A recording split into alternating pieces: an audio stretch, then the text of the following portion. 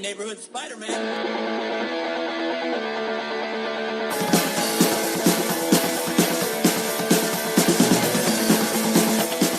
This was really a long time coming, and it is finally here. Jake, are you ready? I mean, like you said, I've been ready for a while. This is it. It's finally happening.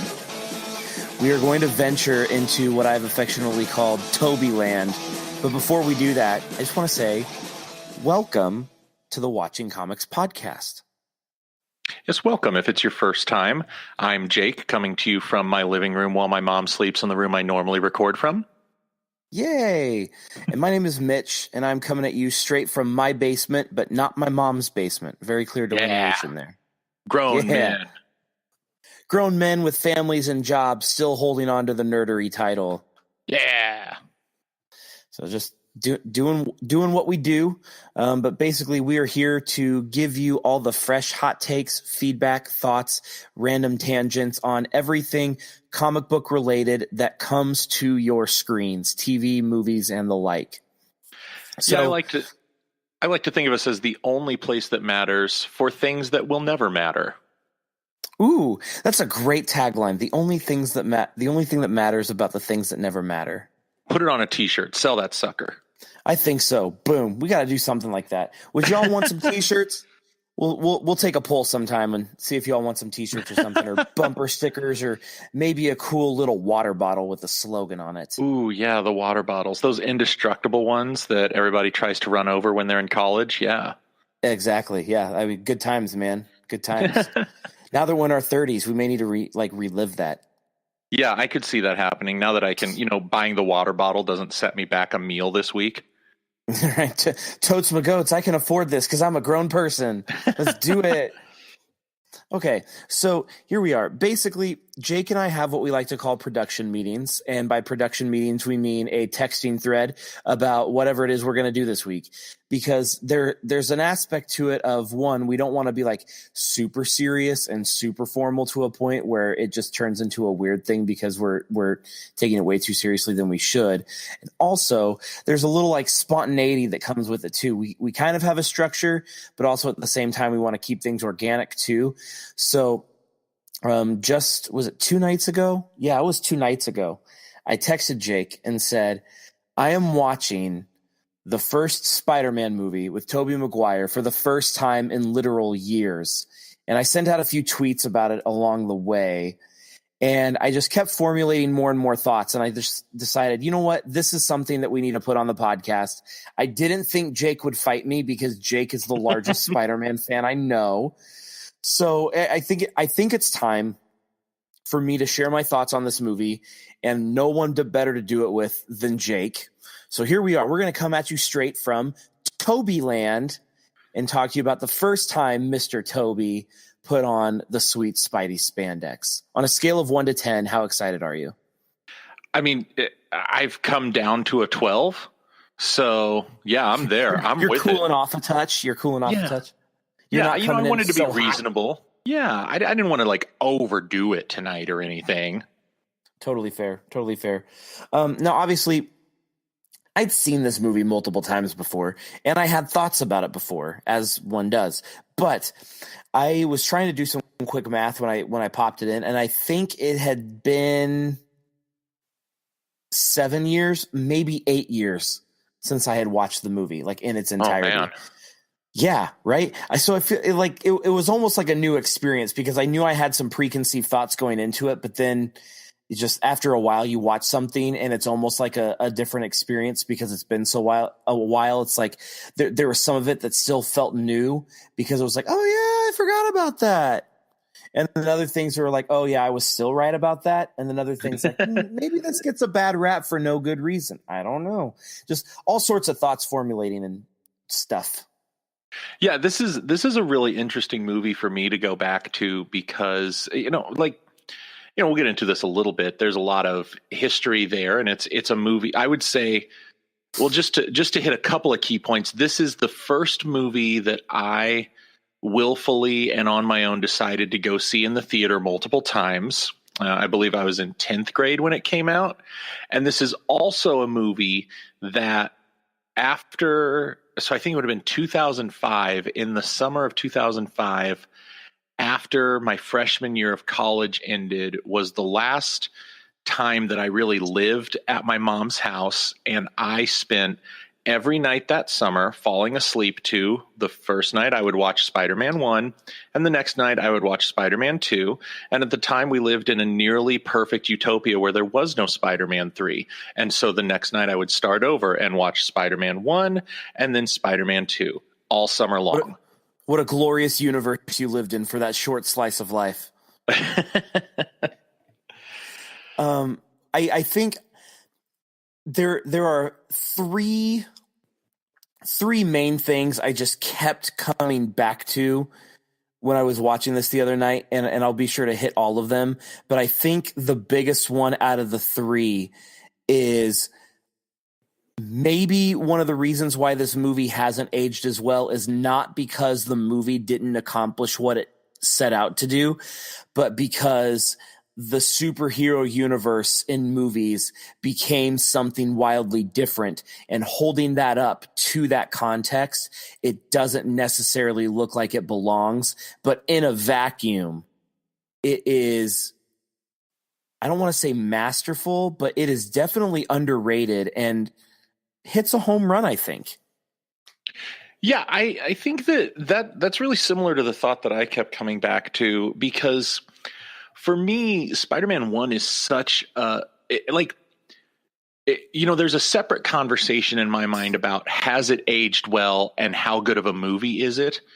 Because I think you're right to say it has not aged super well, but it remains this great movie for me, because to me, it's like a visit to the grandparents, or maybe to like that uncle that doesn't have kids of his own, because it's this, you look at what came before, and yeah, maybe it smells funny these days, but it's still awesome. And, it's so like, one thought that I kept having go through my head though, while watching this, was that the universe that Spider-Man exists in this film feels less lived in. It feels a little more empty. And I kept trying to figure out why that was. And then it occurred to me, because it is more empty, because he's literally the only superhero in this world, not one of dozens. And there's not this interconnected mythology to build on. And it gave it such a different feel, right? Like it was really like, I can't believe that the movie's not older than it is, because it feels so radically different than what it inspired and what came after it. I think radically different in a good way. Yeah. I think radically different may be the best like short phrase we could just stamp on it, because I remember when this movie came out. This movie came out the year I started working at the local movie theater in my hometown. I started working there when I was 14 and worked there for 5.5 years. And I love movies. I loved the movie theater. It was a great gig, and I loved being able to see free movies practically whenever I wanted. It was awesome. And I remember when this movie came out, and I remember thinking, beyond just the comic book thing, because I was already a comic book fan when this movie came out, but beyond that, I just remember thinking the way Raimi filmed it cinematically, and with the color palette and the cinematography and the way he captured the action shots, there was so much of that movie that felt different than any other summer blockbuster that I had seen before, that it was exciting that it didn't feel completely familiar. It still felt very refreshing. And I liked that, because it was different, but it wasn't so jarring at the same time. It kind of blended that familiar with a new kind of look to the way that he filmed it. Then watching it again a couple of nights ago, I found myself still enjoying that sense of freshness with it, because it still doesn't fit seamlessly with what we've adopted with these types of summer blockbusters. And I think I enjoy going back to that well more than I thought I would. And I think maybe the biggest thing I kept thinking about with this movie was that the script was so obviously hearkening after a pure comic book structure. The dialogue, I don't want to say that the dialogue is kitschy or campy, because it's not, but it also isn't really considered, it isn't really worrying itself with trying to develop a very human and actual thick thought out plot. It's basically just saying, like, here are the short, straightforward, choppy sentences that you would see in a word bubble in a comic frame, and here's how quickly the action points would jump to the other one. And it does flow together logically, but it's not really giving you that cinematic build or that cinematic payoff. It just felt very much like, as far as the dialogue and the action structure was concerned, that it just felt like they took it straight out of a comic book and put it on a screen, but it wasn't weak at the same time. And I think part of the reason why maybe it doesn't age quite as well is because clearly we veered from that approach a great deal after the MCU started getting established. Like, Iron Man ushered in this concept of, like, well, what if we made this not just kind of realistic, but as visceral and politically applicable to the current context of our times as we possibly could, and then see where it goes from there. And that was just kind of the tone that was established. But this Spider-Man movie exists outside of that, but I think it does that on purpose, and I think it nails exactly what it set out to do. Yeah, I think that what you're talking about is something I've always recognized, and I think it's also part of why Sam Raimi was such a good pick to direct these films, because he just has such a, I want to say, like, man, subtle's not the word, because I don't think anyone's ever accused the creator of Evil Dead of being subtle. But I well, and obviously the first Spider-Man movie is not that subtle either. It's pretty on the nose. Yeah. One dresses like a spider, one looks like a Green Power Ranger. Yeah, I think that, but I think that Raimi he does campy in a way that is so, because campy's not exactly the word, like you said, but it's close enough. He does that kind of thing in a way that it's so affectionate. Like, he clearly is so excited, and he has that exuberance about what he's doing that it makes it not campy, and it pulls it out of that realm of silly and into this realm of just, like, it's a different type of drama. It's a different type of performance, but it's just good. And he was just such an inspired pick. And when I was a kid when the first one came out, and I didn't have a real deep opinion. I'd seen Army of Darkness, and I was like, so the guy who did Army of Darkness is making Spider-Man. That's weird. But, now as an adult, I can analyze classic that. Progression. That's the next natural step up, right? I think that I look at it this way for our true comic nerds, and not just the people that like the movies, which everybody's welcome here. I don't say that to be exclusionary, but to our deep comic book nerds, I would say this. I like to think of the progression of comic book films over the last 20, 30 years as sort of a fast forward version of the progression that comics themselves took. So you've got, like, the Richard Donner Superman would be your golden age. Today's MCU would be your modern age, where it's kind of caught up. And I think I'd put, that Spider-Man right there at the Silver Age, and he's right there where it's, go ahead. The Spider-Man 1 and 2 and the first 3 X-Men movies. Yeah, where it's not afraid to be a little silly, but it's starting to try and ground itself a little bit more. And you can watch that progression happening. And I think I really love it. It's just, I'm curious to see when my kids get a little older what they're going to think of it. If they're going to watch it and be like, Dad, this is stupid.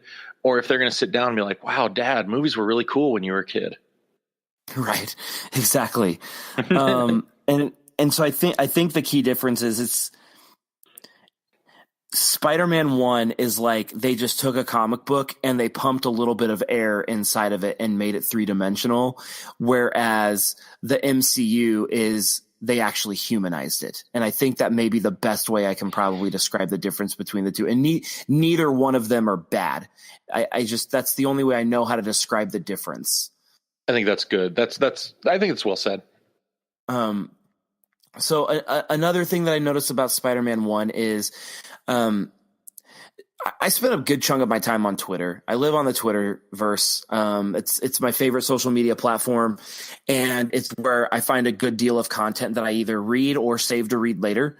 And it seems like on comic book Twitter and comic book movie Twitter, there has just been, over the last year or so, probably coinciding with the appearance of Homecoming, there seems to be a consistently active populace of people that are really enjoying the whole ranking the Spider-Mans, both ranking the movies or ranking your actual actors as Spider-Mans. And there's a lot of conversation around that.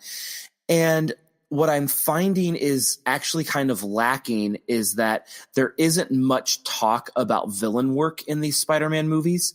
It's just so fascinating to me about how on the online discussion community of these comic book movies, villainry is so often visited because it's considered to be one of the key linchpins of deciding whether these movies are good or not. It's like so many times you could say Justice League had great moments. It would have been better if Snyder finished the whole thing, but Steppenwolf, really? Like, that's what people say. And it's the same thing with like Dark Knight. People love Dark Knight, and the linchpin behind that, not just Christopher Nolan, it's like Heath frickin' Ledger, right? Like these are just things we constantly say. What I find interesting is around this Spider-Man conversation, the villain piece seems to be touched on the least compared to all the other comic book movies. And especially so with these early Spider-Man movies. And I think what has happened is we have either intentionally or allowed ourselves to kind of sweep under the rug this Willem Dafoe Green Goblin thing.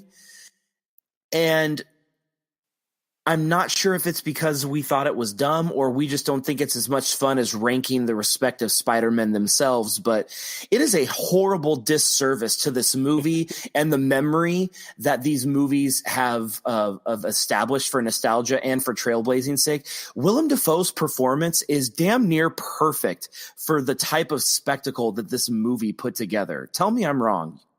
No, I actually came in tonight ready to talk about and sing the praises of Willem Dafoe, that creepy son of a gun. Dude, he was so good. He's so good. Here's the thing. It's really interesting that you say that about, there's this kind of sweep under the rug thing, because I think that what happened, this is just theory, and I promised myself I wasn't going to let tonight turn into just dogging on Spider-Man 3 over and over. But I think that it's just such trash. Yeah, it's just low-hanging fruit, but I think that 3 really tainted the memory of the Willem Dafoe performance with its handling of the Goblin legacy and of Harry becoming I think they ended up calling him the new Goblin.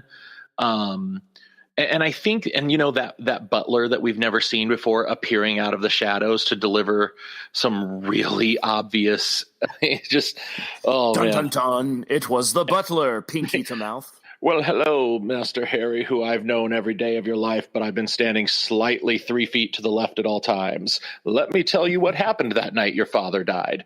And I think that tainted the memory. But if you take just Dafoe's performance as Norman Osborn and the Green Goblin for what it's over the top, it's kind of hammy sometimes, and it's perfect.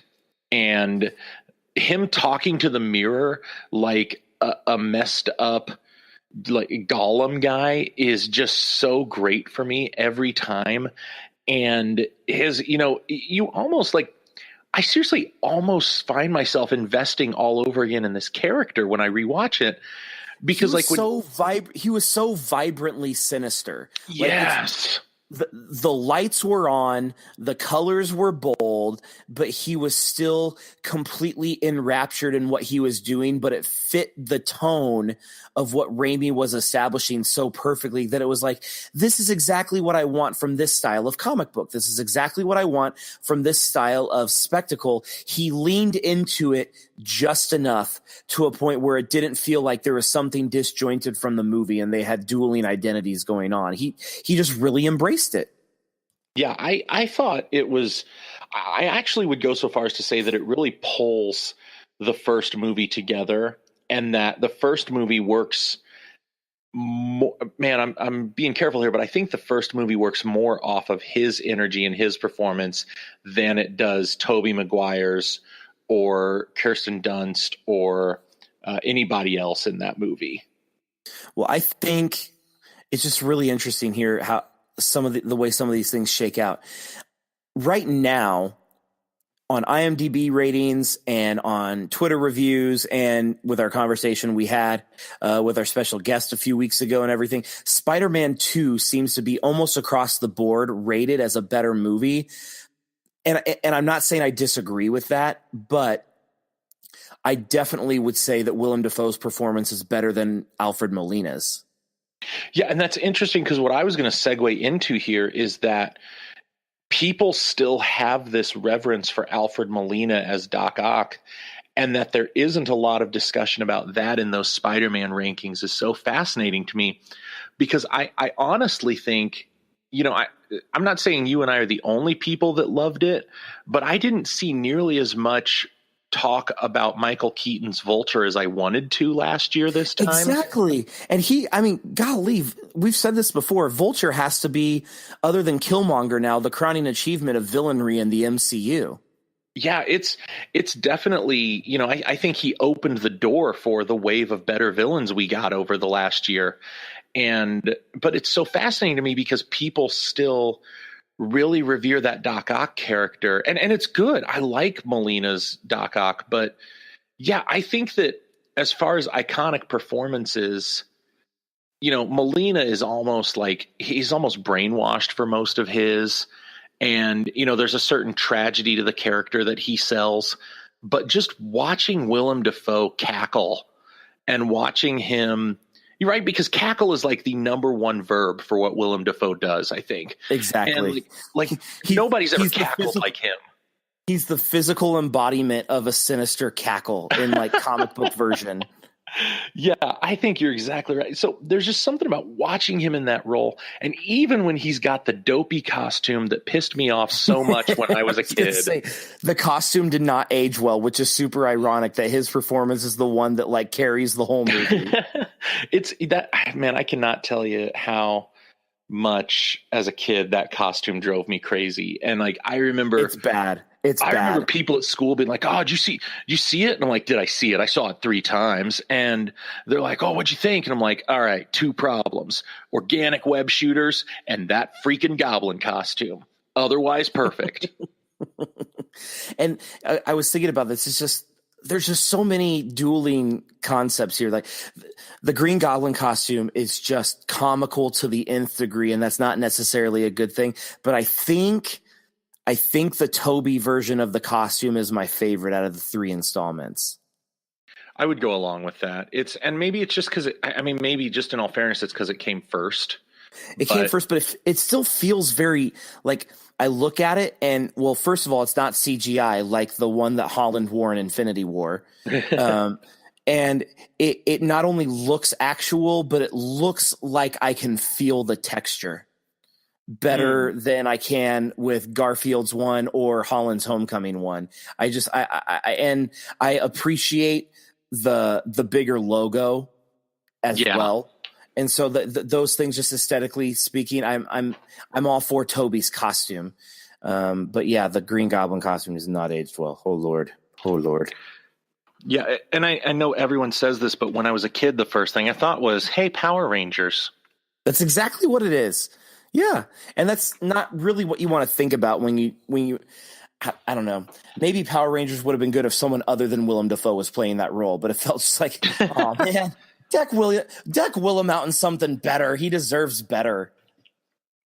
Well, and does it feel though like the Goblin costume is a great illustration of that era of superhero filmmaking where we were still a little afraid to trust the audiences that they would want to come if we went full comic book on it, where they're like, no, high school student who looks like he's 30 gets bit by a spider, gains superpowers, goes off to save world, all within the realm of believability, but we cannot suspend our disbelief enough to say that the bad guy's going to wear a rubber mask. It has to be armor. Yep. And I think there's just that element to it of they're like, yeah, we got to kind of make this look more filmish than comic-ish. And the two hadn't been married yet. I think you're absolutely right on. And I did think about that as soon as the movie started. The first time Tobey popped on screen, I was like, damn, how old is he? And I looked him up on IMDb and I was like, he was 27 when he made Spider-Man 1.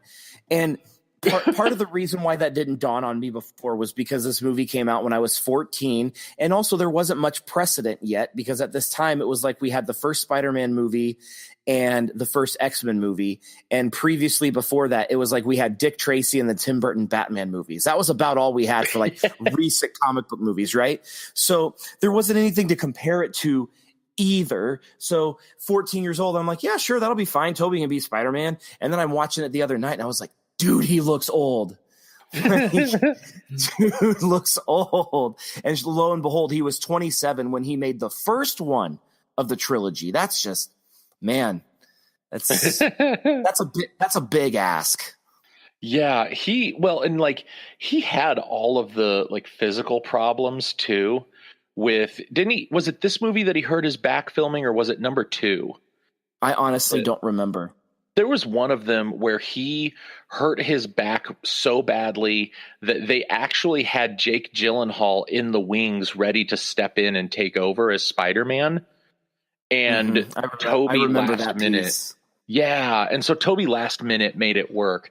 I think he hurt himself on this movie, and it was number 2 where he almost didn't do it, if I'm remembering right. Yeah. That's crazy. Maybe it would have aged a little bit better had they just kind of, all the other interpretations of Spider-Man had kind of followed that rule. Just like, we'll just cast whoever you want. Age doesn't matter. But Holland is such a perfect fit for the juvenile concept of the high school version that now it's just like, whoa, there's just a glaring difference. Quick little shout out here. Is there a better just straight 70 seconds of uninterrupted awesomeness than the first time J.K. Simmons is on screen? You literally stole my next point. That's amazing, because there's not. And J.K. Simmons is I do not care. I don't care. No one may play that role except for J.K. Simmons. And if they're going to bring Jonah in for the next Homecoming movie, I need J.K. Simmons back. And I do not care. It has to be him. With the hair. Oh, yes. The hair and chomping the cigar. And the hair was majestic. So oh, the hair. Man, if I had hair, it'd look like that, just so that every morning I could get up and growl, "Bring me Spider-Man," into the mirror. Crap, double crap. I just, when that popped up, I watched it 3 times, actually. That first scene, I rewound it 2 other times and watched it 3 straight times of and it's about 70 to 73 seconds of just straight boom, boom, boom, boom. He's just there. Perfect timing, perfect inflection variance, and just sharp as a razor. And it's just so good. And I see that now after he's got his Oscar for Whiplash, and I'm just like, man, Whiplash is great, and he did deserve that hardware. But can we just all agree that this opening bit, these 70 seconds, are his Mount Rushmore? That's it right there. I mean, I think I was about 16. At 16 years old, it made J.K. Simmons one of my favorite actors. I'd never seen him in anything before this. Ever since that film, anything he's in, I'm like, all right, let's stop and watch this. I don't know what it is, but I'm about to watch it. And all hyperbole aside, this is the truest statement I could make. I've never in my life seen a fictional character brought to life so perfectly, exactly as they existed in my imagination, as J.K. Simmons as J. Jonah Jameson. And I can never say enough good about that role and that casting. And I would watch JJJ the movie. I really would. Give him a Netflix series. Oh my gosh, yes. I I agree with you. And I just think if you track his career after this movie, so one of the next big breaks that he got was in this movie called Thank You for Smoking. If you are a fan of dark comedy and Jason Reitman movies, you need to see this one because it's freaking so brilliant. Good. Yeah. It's so good. And he does a more vulgar version of the same type of thing. And it's very, and you can see how simple it was for a casting director to see his role in Spider-Man and go, yeah, he could be BR and Thank You for Smoking. And obviously there's a lot of flashes of that in Whiplash as well, and a little bit in Juno, another Jason Reitman movie. It's not like he's being typecast, because a lot of these all have different nuances that are very strong and very pronounced, but they do revolve around this concept of they are entertaining characters in the sense of when they are disgruntled, we are the most engrossed.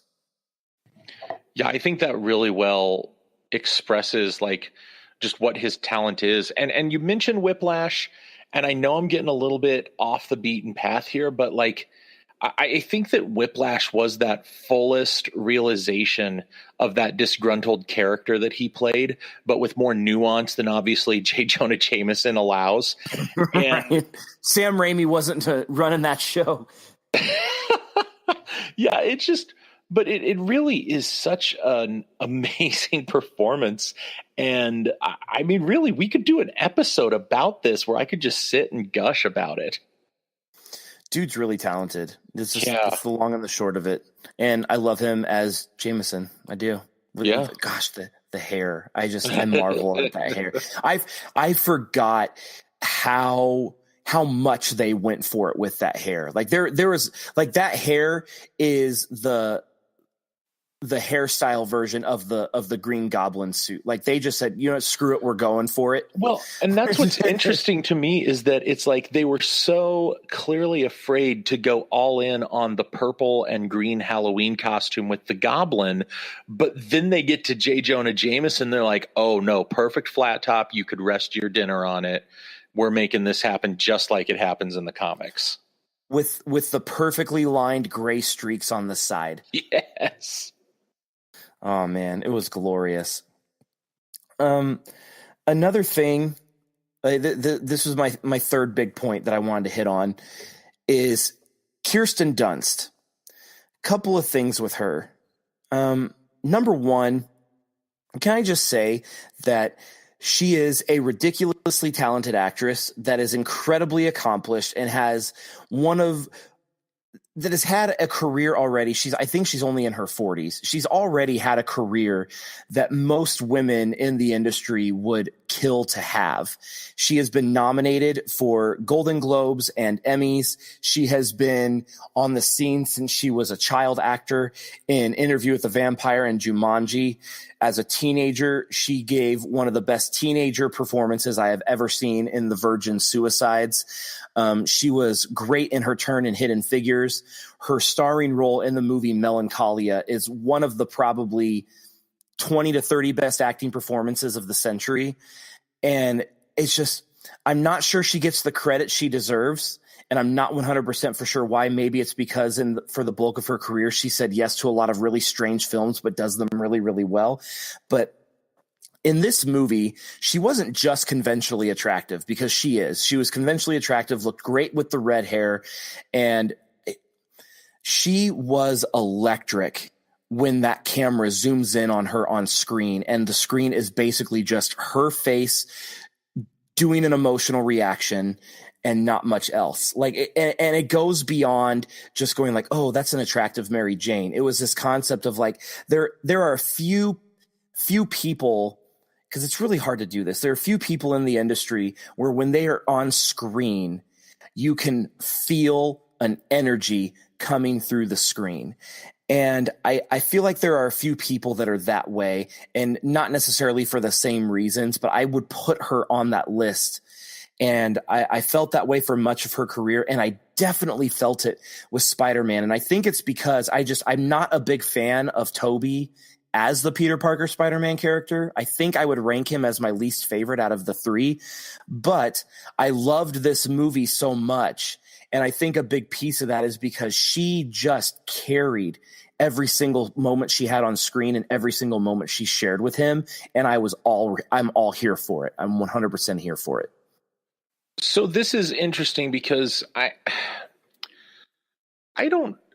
it's weird because I love this movie so much. And I think that Kirsten Dunst is a very talented actress. And I have no particular issue with Tobey Maguire. And I think that they do a fine job. I've never really loved them as Spider-Man and Mary Jane. And I feel that her solo scenes, she does really sell the emotion really effectively. And you're right on that. Those close-ups on the face, she's really selling it. There's something about, and I don't know if it was their chemistry together, but I felt like if you're going to talk interpretation of the character, Raimi went a different route than most people who've done any Spider-Man interpreting. And he made Mary Jane part of the origin story, and he made her the focal point, the emotional core of the film, which Mary Jane's, crazy important character to Spider-Man. There's nothing wrong with that. But for as important as he made that relationship, I always found their chemistry to be really hard for me to believe. And their scenes together never really like there's nothing wrong with them, but they never really did a lot for me, Yeah, I totally agree with you. And I think chemistry is the word. Toby and Kirsten had very poor chemistry. And I think it's because Toby is a unicorn in not a very flattering way.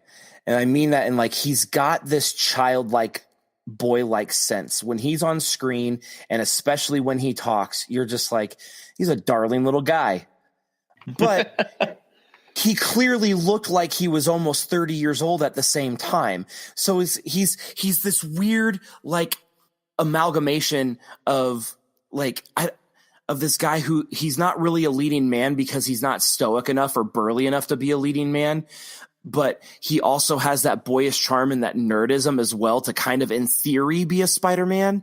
But he still isn't owning that leading man enough to really be believable, to be all like, yeah, he's got to sell the chemistry and the sex appeal enough to give him 3 makeout scenes with the hot girl in the movie.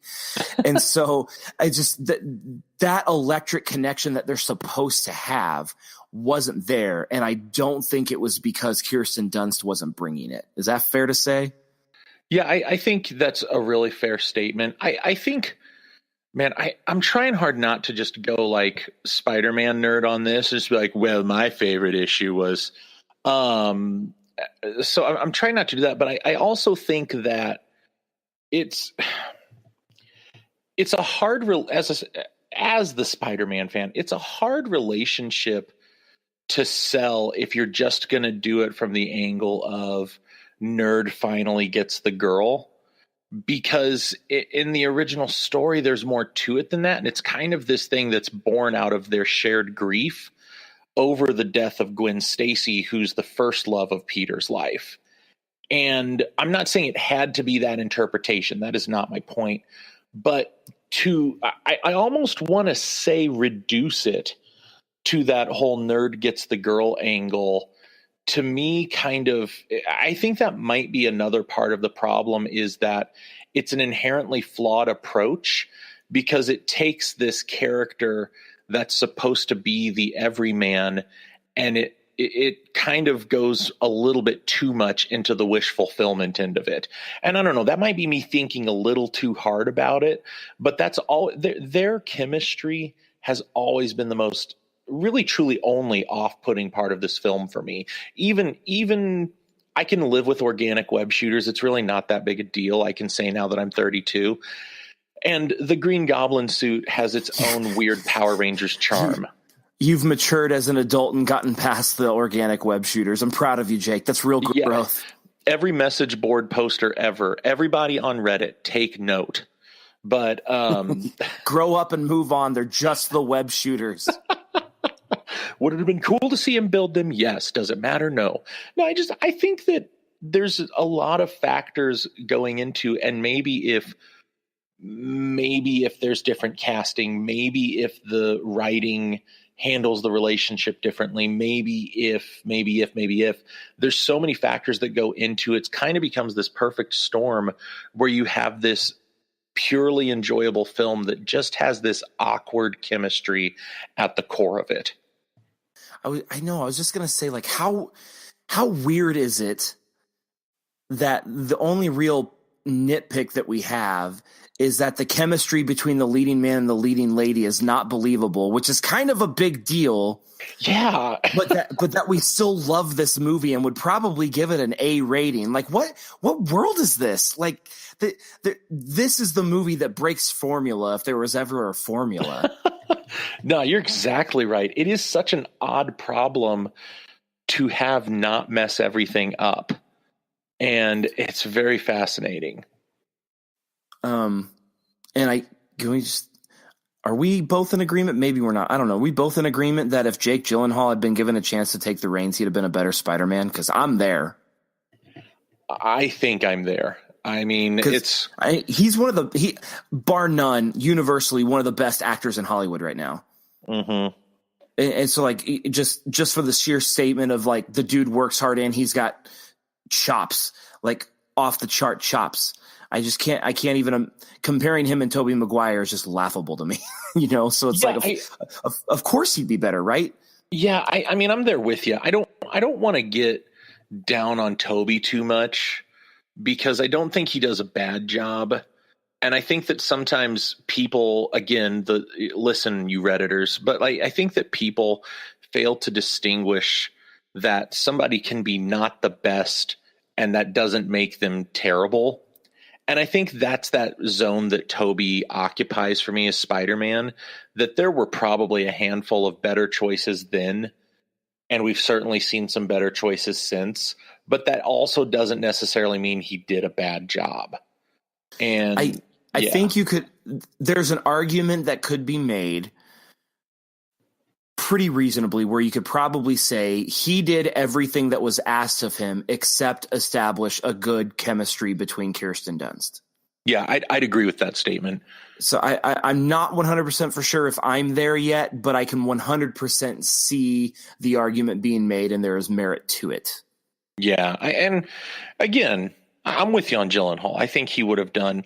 Can we break just a little bit to say that how interesting is it that Gyllenhaal is in talks reportedly to play Mysterio in the next Spider-Man film after he almost was Spider-Man? I'm flipping excited about that because I think it'd be awesome. Because I have a pulse, I am Team Gyllenhaal. The dude is legit. But yeah, I think this is a great way to follow up Vulture, right? Take a villain that could potentially have some shortcomings or pitfalls in bringing to the big screen just because of the way that he's conjured in the comics, but make sure that you're giving it to someone that has the chops to really sink their teeth into it. So, because obviously Mysterio is one of the more difficult villains to try to bring to the MCU concept of we're going to try to make this as humanistic as possible, and not quite be as fantastical, comic booky if they're going to follow along with what they've kind of established. And so I think Mysterio just kind of typically falls into the latter portion of that, but Gyllenhaal is gonna be able to bring that down. Like he's going to be able to figure out a way to make that work. And he's one of the few that could do that. And I think that's a great segue from Keaton's Vulture, because Keaton's Vulture was both very much everyman, but also still very much comic book villain. And he rode that balance very, very well. I think Gyllenhaal's definitely got it in him to be able to do that. Yeah. I would also, just for a weird bit of trivia or talking point for our listeners, have you ever heard this theory that Bruce Campbell himself has, that he was playing Mysterio in the original Spider-Man movies? Oh, really? So in the that theory is new to me, but holy cow, like fan theory. Let's go down the rabbit hole. Let's do it. Well, and Bruce Campbell himself advocates this, and there's always, you get those rumors that Raimi was thinking about going for it. But you also see the seeds had been sown for the Lizard to come in, and they were talking about Vulture for movie 4. So there's a lot of that stuff that Raimi never got to see realized. But so Bruce Campbell cameos in all 3 of Sam Raimi's Spider-Man films, because Campbell and Raimi are tight. And the only way to make the scene better with Macho Man Randy Savage is to have Bruce Campbell.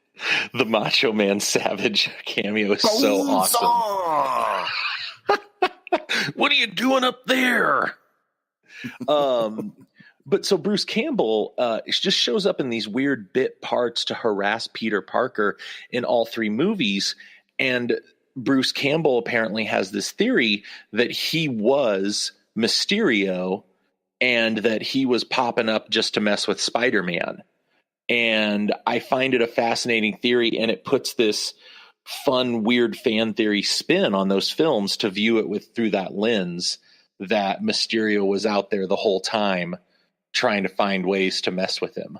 But also that he's apparently more petty than evil, and he's more concerned with locking Peter Parker out of a theater than, robbing banks. So completely, but it does add a layer of like juvenile fun to the whole thing. I'm like, I definitely am not unhappy to hear that Bruce Campbell's just kind of touting that around and saying like, yeah, I can do that. It was me, Mysterio.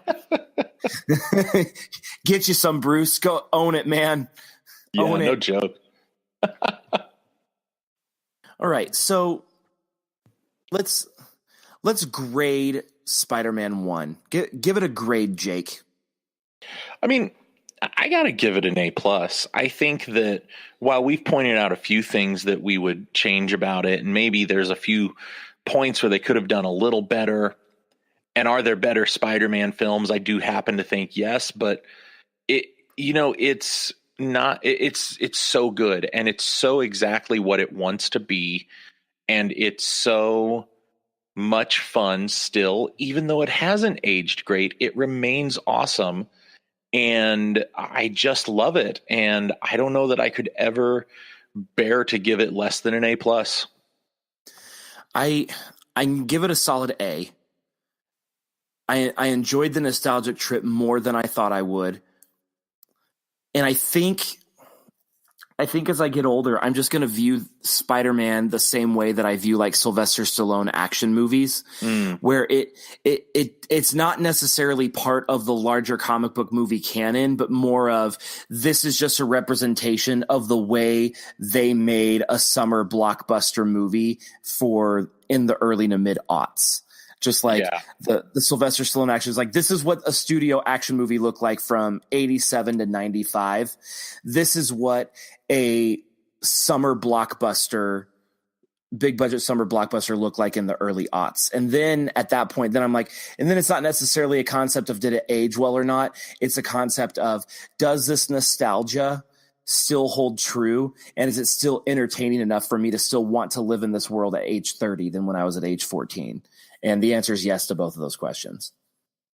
Yeah, I think that's really fair. And I think that it's also a movie to view. I think if you want to look at it from a pop culture standpoint, I think it remains an important film, if for no other reason than if we don't have it, then we don't get to where we are now with the way that superheroes and comic books have completely consumed our pop culture. I mean, frankly, we don't have this podcast without it. This was the tipping point. It really was until the Avengers movies, like literally Avengers 1, Avengers 2, Avengers 3, like until those movies came out, Spider-Man 1 and Spider-Man 2, I believe, were both in the top 5 or top 7 highest grossing movies of all time. Yeah. That's a really big deal. And obviously money talks in Hollywood, and that's why we have what we have. And so that was the tipping point. That was the light bulb moment when they were like, holy crap, what if we did more of these? And so they did it, and they got better, is like what happens with anything else. If you're going to do it 25 times, eventually a bunch of the ones that come later are going to be better than the ones that came first. Yeah, I think that's well said. And so it, I don't want to overstate it as in this is one of the most brilliant films ever made, because it's not, but it is fun. and it is important, at least from a position of how we got from there to here. And it's definitely, it's a watershed moment, I think, in pop culture, the first Spider-Man film. Thank you, Sam Raimi. From two fans back to you. We are grateful you created Tobeyland. Yeah, and you know what, Sam? I know you don't like it any more than I do, so I forgive you for number 3, and I know it's not your fault, buddy. Wow, Jake, it's a seminal moment. It's cathartic. It's good to get it out there and say it to him. You finally reached the last stage of dealing with death, of the mourning process. You have accepted the consequences that are out of your control, and you have chosen to forgive. I legitimately existed in denial for a while. I'm not even going to joke about that. There was a time where I was like, nope, number 3 didn't happen. No, I'm choosing to ignore it. It's still the only movie that I have said where I got to watch it for free and I still wanted my money back. Man, that is no joke. Because like AMC, I don't know if they still do because I don't have a lot of AMCs around me these days, but in Kansas City growing up, it was all AMC. And they had a policy that if you didn't like your movie, you could go get your money back. And I've never used that policy, but it's only because the people I was with when I saw Spider-Man 3 were in a hurry and didn't want to wait for me. And it was purely logistical. Ready to make the statement, and I was like, "No, I need my $8 right now." You would have been entitled. You know what? And they should have tipped you too, right? Yeah, I should have got the cost of the drink back. So there it is, Spider-Man 1, a nice little jaunt down nostalgia lane. Jake, this was fun. I'm glad we did this. Yeah, this was, and this was, it's nice to pay tribute to what came before and to just think, where would we be without Spider-Man? It's good because the last movie that we did that came before was Spawn, and we've grown a little bit since then. What an odd trajectory we are on this month, right? Like Spawn to Booster Gold to the original Spider-Man. I mean, the next steps in the ladder. That's all we can do. We're just moving on up. Check us out at watchingcomics.com. Let us know your thoughts and opinions on our Twitter. We are at WatchComicsPod. That is at WatchComics with an X pod. And we want to hear from you. What do you think about Spider-Man 1? What do you think about Tobeyland, Kirsten Dunst, the whole lot? And let's give Willem Dafoe some much needed social media shout outs. The dude brought it. He carried the movie, and we don't want to forget that performance. But anyway, hit us up. Thanks for listening. We will be at you again next week. We'll see you then.